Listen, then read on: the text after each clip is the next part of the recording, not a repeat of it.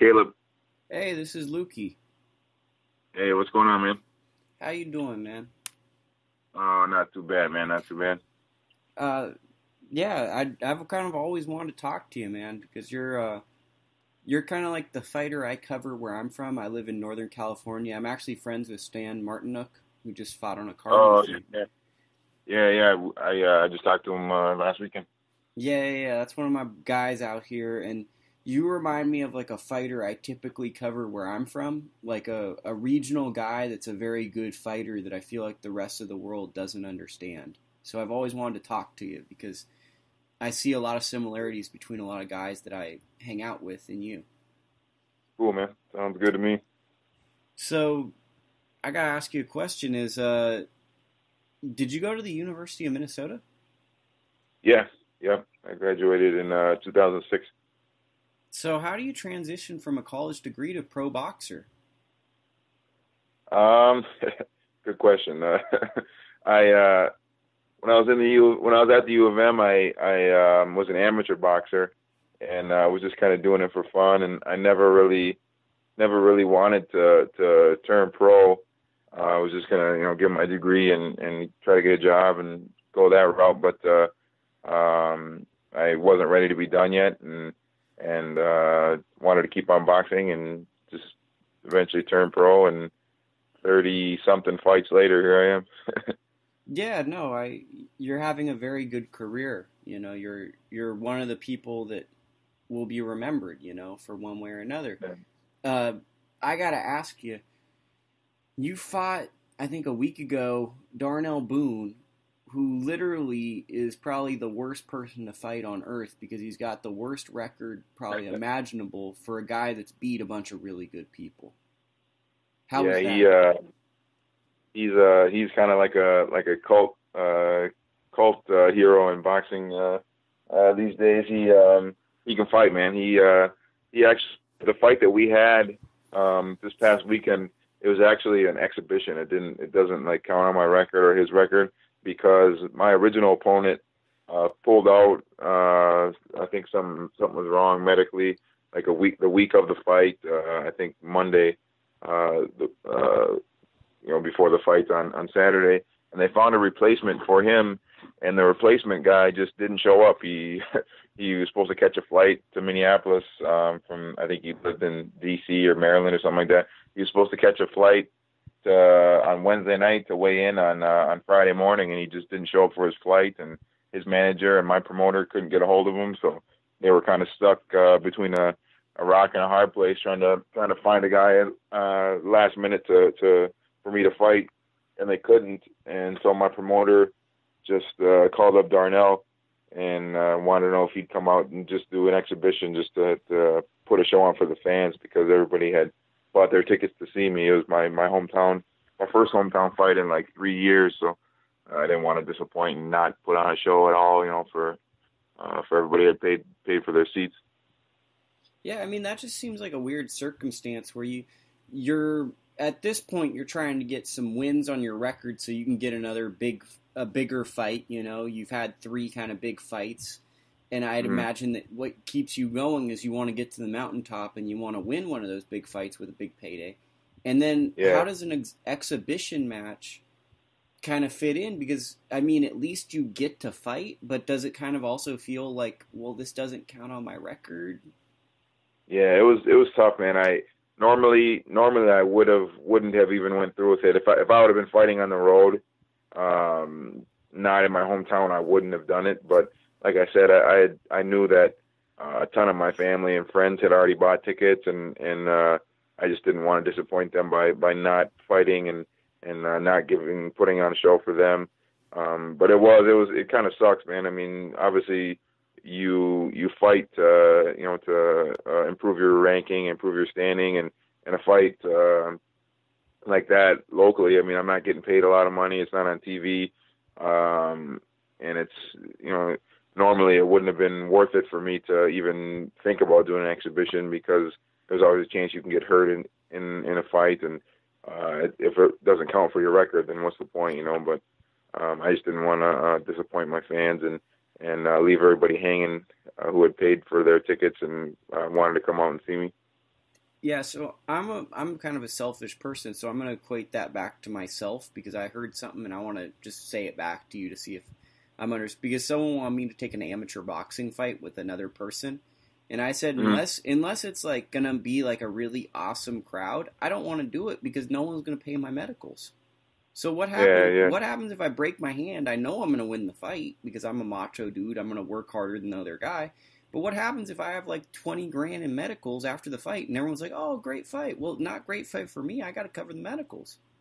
Yeah, that was kind of the one thing that was going to stop me from doing it is obviously you don't ever want to get hurt, and especially in a exhibition type match. And it's also difficult you know to kind of know how hard you want to go, and I mean Darnell came in on a day notice. I don't want to you know, and I don't want him to get hurt. I don't want me to break a hand or get cut or something like that. So it was difficult, but like I said, man, I just didn't want to disappoint everybody who had paid to come see me because my fans here are awesome, man. I that's one thing that my promoter here, Tony Gregelko, he stands promoter as well.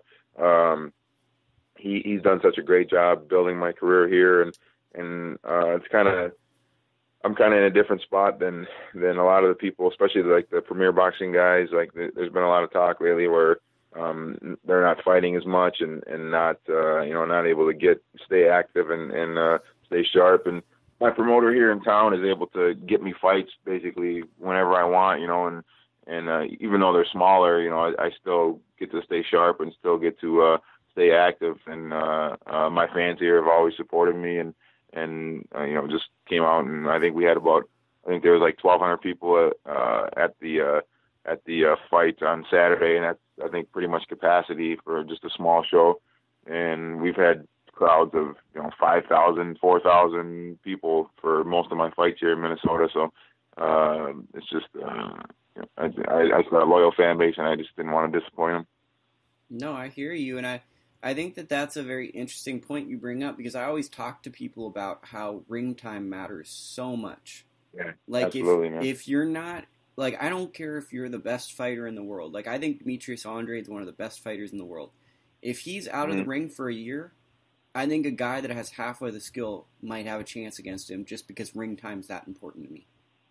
Yeah, and I think also as far like to get away from the actual like skill and performance in the ring, and boxing is a out of sight, out of mind type of sport. You know, like if you're not in the news or in the ring and on TV fighting, people forget about you. And like you said, Andre, he's awesome, man. He's a great fighter, but he's only fought like once or twice in the last 2 years, basically. And I mean, that's how we make our money. We fight, and you know, you can't make money if you're not fighting, and also people forget about you. You're gonna be an afterthought if you're not in the ring all the time or not in the newspaper, news articles, whatever. Boxing's kind of like the circus. It's like I feel this way. I try to look at skill sets. Like, here's one that I'm looking at is I think Yuri Foreman, Arislandi Lara is going to be a competitive fight based off of skill sets. There's a lot of guys that'll tell you that's a blowout for Lara. I think there's a lot of fans of boxing that look at names and they don't look at matchups right now. And that's why I call it like the circus.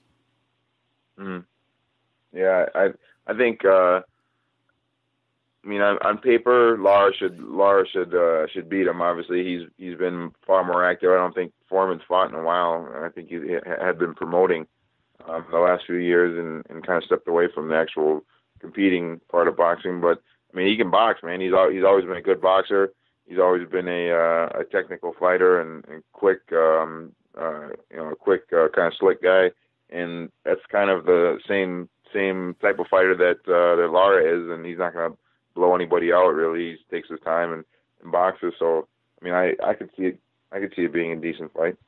Yeah, well, I just am never. I always worry when a guy that likes to move backwards has to come forward, because I think that's something that people underestimate. Is a lot of times guys have one direction they like to go.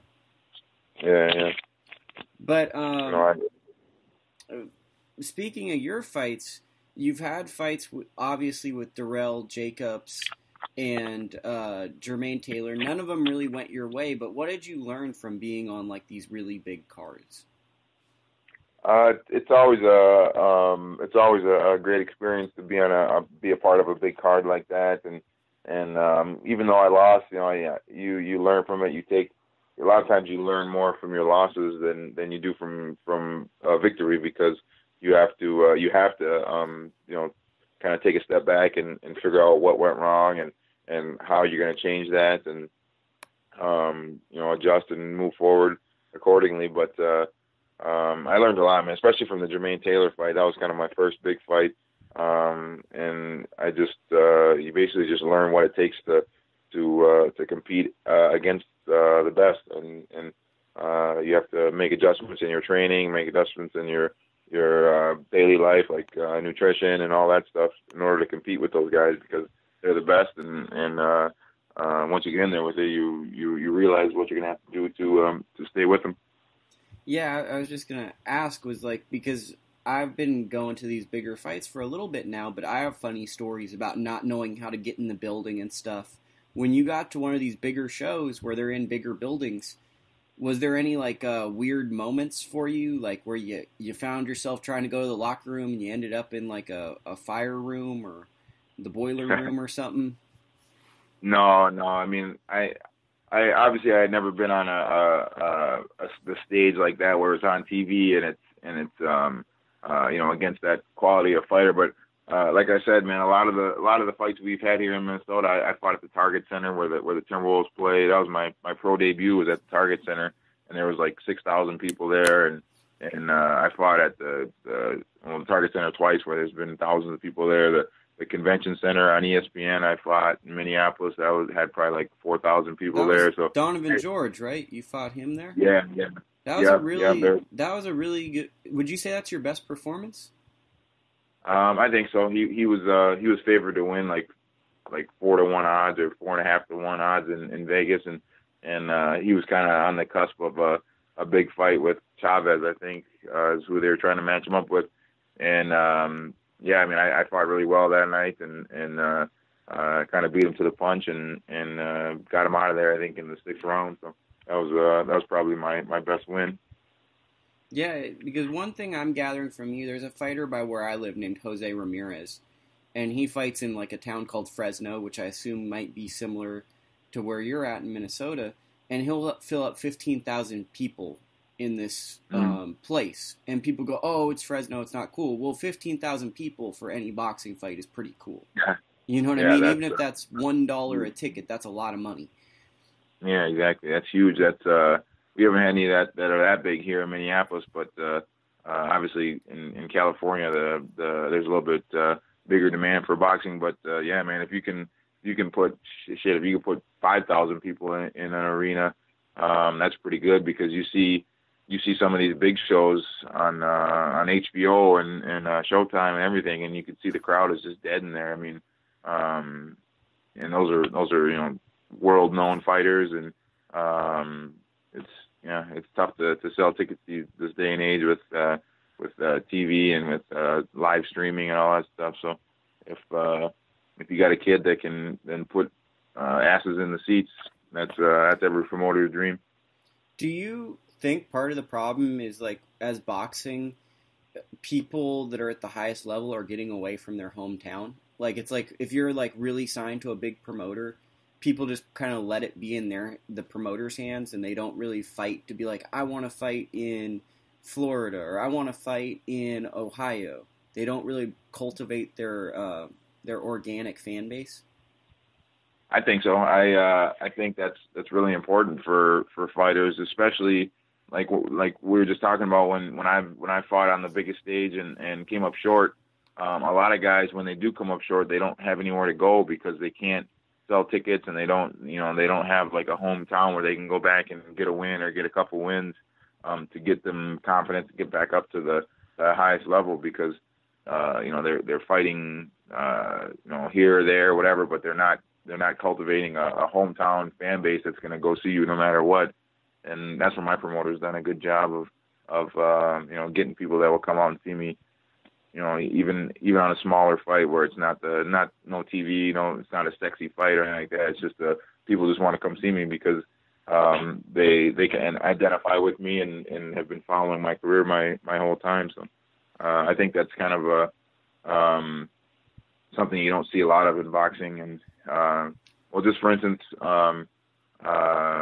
with the PBC fight coming up, Broner versus Granados. I forgot who's fighting. Granados, yeah, Broner versus Granados.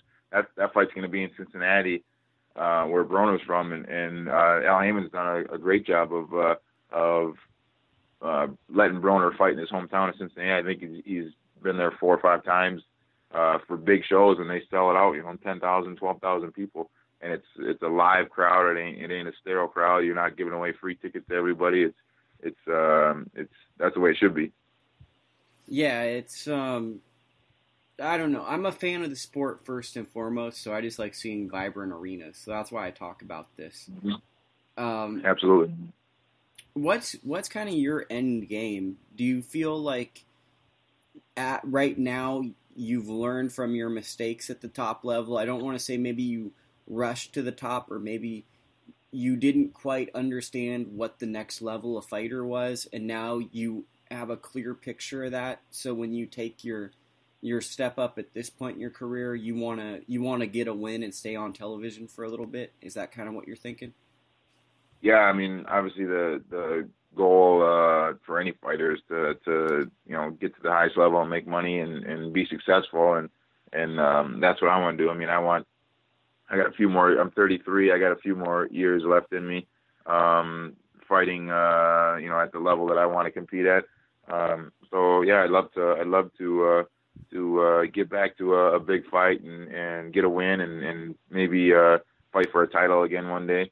But right now I'm just taking it, one fight at a time. If I have to take a few more small fights here in Minnesota, then so be it. If not, if I get a good offer for a fight on a bigger level, then I'll take that if I feel it's the right offer. And right now I'm just trying to ride boxing out because I still love it. I want to compete and just provide for my family and just ride the bike till the wheels fall off. No, I get what you're saying. It's I hate to say this, but it's rare that I find a lot of boxers that actually love boxing. It's more common that I find people who just happen to be good at boxing, and it's kind of like a hustle for them, for lack of a better word. It's like, I'm going to make some money off this. I hear you, man. That's where it's been different for me because, like I said before, I already, I have a college degree. I started boxing late. I didn't start till I was 19 years old. I started late and I picked it up and just fell in love with it. And I do this because I want to, not because I have to, and unfortunately a lot of guys in boxing do it because they don't have anything else to do. And that's when you see guys, fighting too long and taking too much punishment and maybe they won't be able to, live life the way they should, be able to after, or can't enjoy the fruits of their hard labor in boxing. But I do it because I love it. I do it because I want to. I enjoy waking up to go run and to go strength train. I enjoy going to the boxing gym. And when I don't enjoy doing that, and that's when I'll be done. Okay. Daniel Jacobs, Gennady Golovkin. You've been in with Jacobs. How do you think Jacobs has a chance with Golovkin? I would favor Triple G just because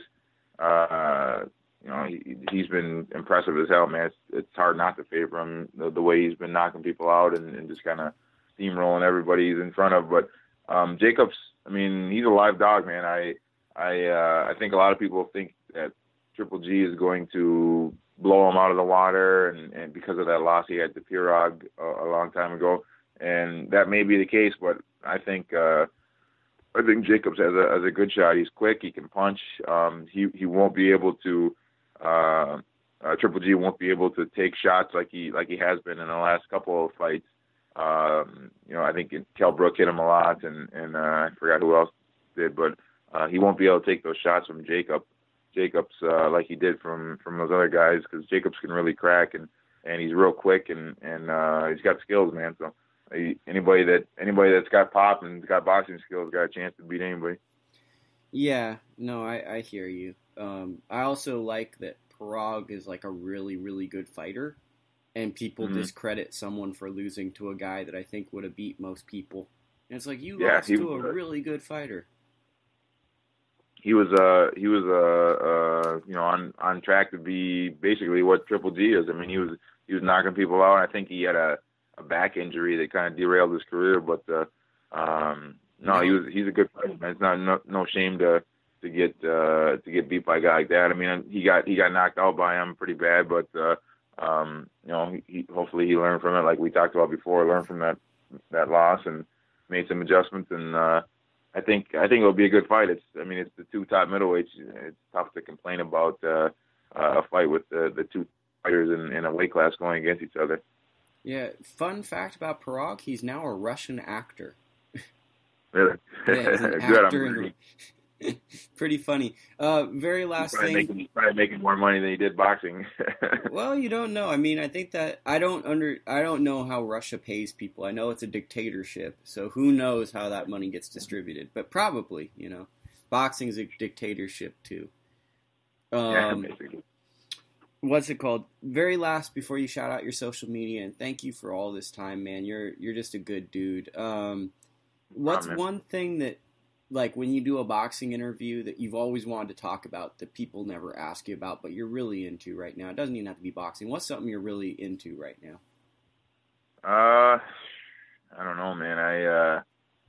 That's a good question. Something I'm into. Well, I'm a big fisherman, so I'm always talking fishing. But I just got done ice fishing. Give me some fisherman game, because I haven't even been fishing. So break down for me, like. What, was that an man, like that I'm out of the cool loop now? Yeah, man, you gotta do some. You're in California. You got the ocean. You can go deep sea fishing. You can. I'm a big bass fisherman, so California is one of the best places in the world for bass fishing. So you gotta get out and do some bass fishing, man. Well, you should come out one of these camps. You should come out, call up Andre Ward, become his sparring partner, and then you could teach me how to be a fisherman. Yeah, you tell Stan the man to get me out to the snack gym or whatever it's called, and I'll come out and show you how to catch a bass, man. You want to come in there and get that hypoxic altitude dome? I hear you. Yeah. But so just like explain to me, like, so. Because my fishing experience was like I was a little kid and I felt guilty about fishing because like the only fish I caught was a baby fish and I basically killed like a really little fish and I felt bad about it. Like I wanted to catch like a badass big one, and I've never been out again. So like what? Just break it down for me. I love it. It's with boxing it's kind of the opposite of boxing. Boxing is kind of high stress and go and I use fishing as kind of my escape to just go out, relax, don't worry about nothing but fishing and having a good time with my buddies or my cousins. I fish in the summer. I go up to Canada. I go up to northern Minnesota and go on like canoe trips for a week at a time, and just no phones, no alarms, no electronics, no nothing. Just kind of chill out in nature and do my thing out there. I do that every year since I was a young kid, and I enjoy fishing in the summer. I was just ice fishing yesterday. I didn't catch nothing yesterday, but we go out and sit in the ice house and freeze our asses off and try to catch some northerns and some sunfish. So break that down for me. I've never been in an ice house, and you just used some slang that I think about 80% of my listenership won't understand what that is. So what's an ice house? What do you just talk me through when you walk into an ice house? Do you walk in? Do you take your gloves off? Do you sit? Are you cold? Do you cut a hole? What do you do?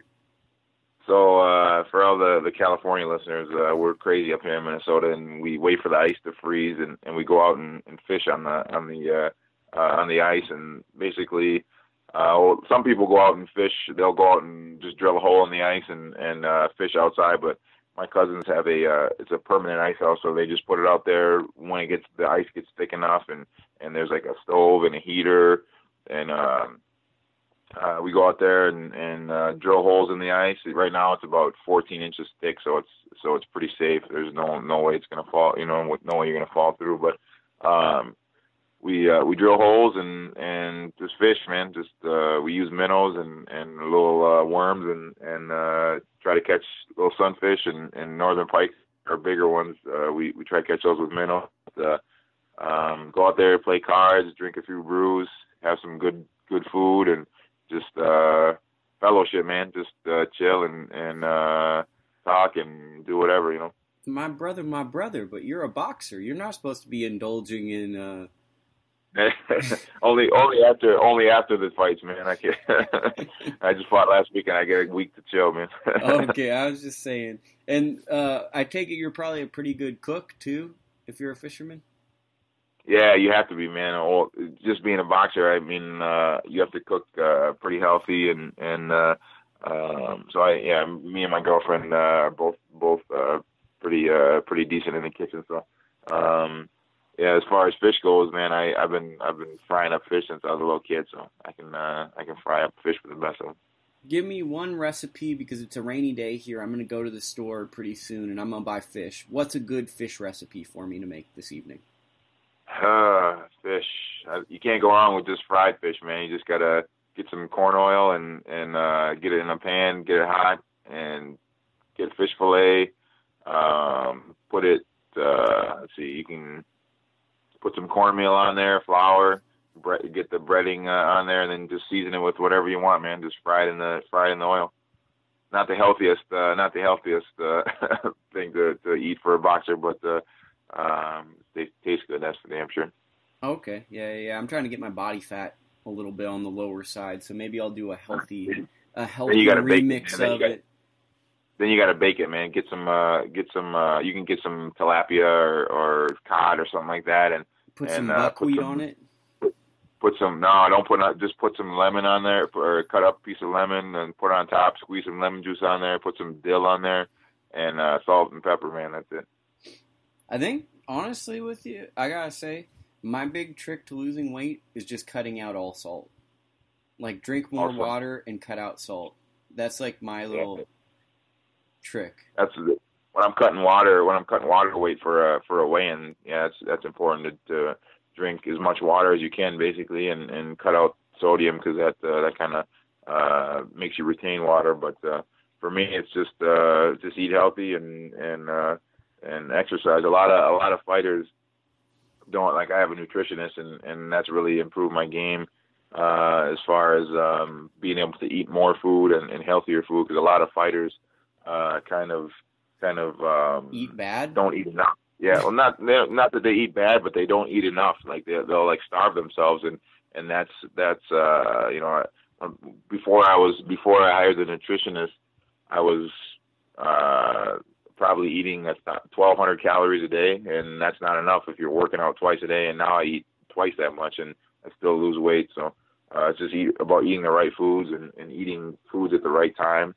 How do you feel when you know that? Because that's something I'm experiencing right now, I think. So I'm basically being selfish here.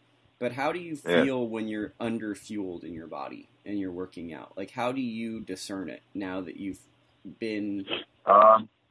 You just feel flat, man. Just feel flat and feel tired. You get tired quicker and just don't feel you, basically.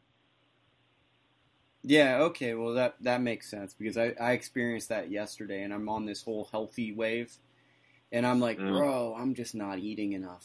Like, that's the first thing I thought, because I was just in there, and I'm like, have you ever had that feeling where you're working out? I hope you haven't, because you're a pro fighter, but it's like I knew I had a circuit training to go, then I knew I had abs, then I had my 5-mile jog, and I'm like, crap, man, I'm only halfway through. Like, I just felt so like... Oh, I feel that feeling all the time. Yeah, I just felt like, oh my God.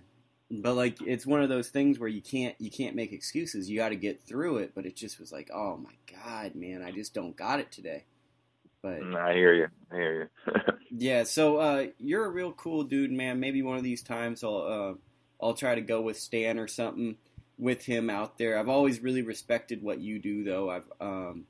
You're just a real blue collar fighter, and you also just have always seemed like a good guy. And in boxing, like, I think all people's stories need to be told. You know what I mean? Like, there's a lot. Not everyone's gonna be Erickson Lubin, Floyd Mayweather, but Caleb Truax is a really, really good fighter. You've got 30 plus fights, and you only lost 3 times. In most people's definition of fist fighting, that's a good record.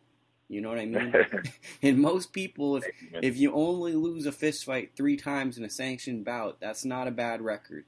Where can people follow you? You can follow me on Instagram at Golden Caleb T, and on Twitter. I love interacting with fans on Twitter. Same handle at Golden Caleb T. I'm always on there, always shooting the shit with my fans and talking about movies, talking about fishing, posting crazy videos of my dog and family. So look me up, man. Wait, you can't just tease posting about movies and then just try to dip. What's the best movie you've seen? Like in the theaters lately? Lately, that Star Wars movie. I like that Star Wars movie, Rogue One. That was pretty dope. But favorite movie of all time, probably Shawshank Redemption, probably. Yeah, I feel like that's the best movie with a bad title. Yeah, it is kind of a goofy title. Yeah, like, I mean, if I didn't see the movie, I'd be like, man, that title's whack as hell. Like, it just seems like it would be like a real long Shakespearean play. But no, I hear you. And anytime you want to come on and talk with me, it's all good. You got my number, and cool, man. I'm chilling, so it's good. But it was a pleasure to talk to you, man. Yeah, you too, Lukey, man. I appreciate the call. Yeah, of course. Take care. Have fun fishing.